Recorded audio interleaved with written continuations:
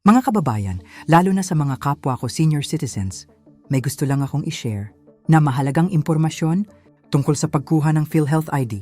Una, siguraduhin muna na rehistrado ka bilang miyembro ng PhilHealth. Kung hindi ka pa miyembro, kailangan mong mag-fill out ng PhilHealth Member Registration Form or PMRF.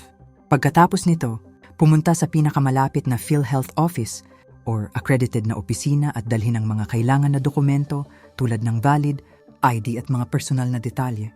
Kapag kumpleto na ang iyong requirements at rehistrado ka na, maaari kang humingi ng PhilHealth ID. Ayon sa paalala, libre lamang ang paggawa ng PhilHealth ID kapag dumaan sa tamang proseso. Kaya kung may naniningil sa inyo para dito, mabuti na magtanong muna sa opisyal na PhilHealth office para makasiguro. Ibinabahagi ko ito bilang isang senior citizen para mas maraming Pilipino ang makaalam ng tamang impormasyon. Kung alam mo na ang prosesong ito, i-share mo rin sa iba.